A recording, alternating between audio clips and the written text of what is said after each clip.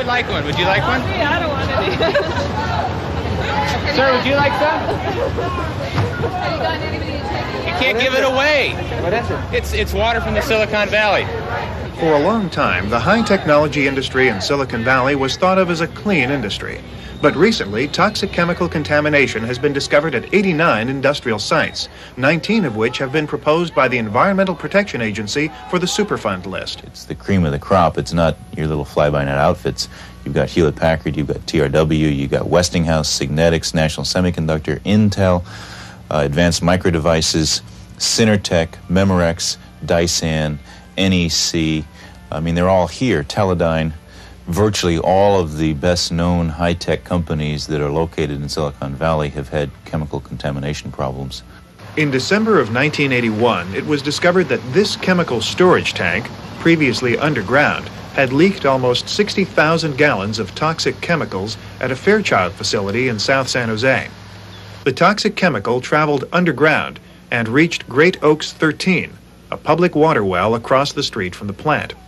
The well was found contaminated with roughly 30 times California's allowed standard of TCA, a toxic chemical harmful to the human heart, liver, and nervous system. The dangerous chemical had gotten into the groundwater. Up to now, 13 public and 46 private wells have been found contaminated, and the fear is that if the sites are not cleaned up rapidly, the chemicals will permanently affect the groundwater. I don't think that anybody's going to fall over dead tomorrow from drinking the water here. I mean, that's obviously not going to happen. The danger is not what's going to happen in the short term. The danger is what's going to happen in the long term. We are told that as of today, most of the water coming from the municipal water sources, the public large water wells, has been tested and has been detected as being safe.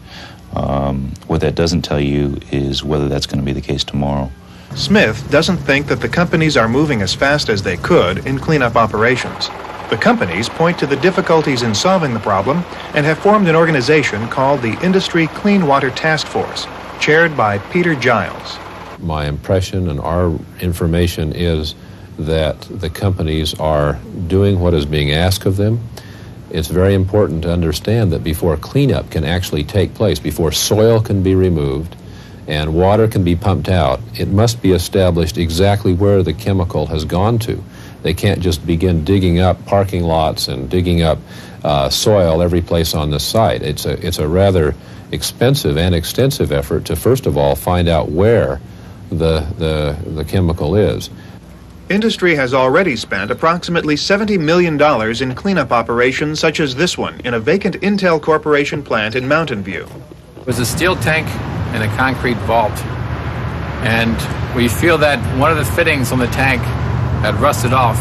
It's the worst Intel has, and we're doing everything we can to clean it up as fast as we can. But it takes a long time. It takes a long time. The costs for a thorough cleanup of all the contaminated sites is staggering, but it has to be done. I hope all of us see that in Silicon Valley, the hope of the future, in an industrial sense, that we can reverse environmental contamination, that industry can basically do it itself, little prodding and maybe some support from government, but basically can seek out its own answers and get the job done. And in fact, that has to be the case for all of us to survive. The real problem here is that so much is yet unknown. Will the water supply become contaminated? Are the current allowed standards for toxic chemicals adequate? Or will these children suffer the results of our ignorance 30 years from now in the form of cancers and reproductive defects? Part of the problem is that not even those who are expected to know are sure. How far do we clean up?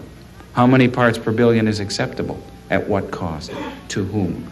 While any of us might prefer, in a perfect world, to clean them all up to zero, I suspect, and I'm prepared to suggest to you, that that's probably an unrealistic objective.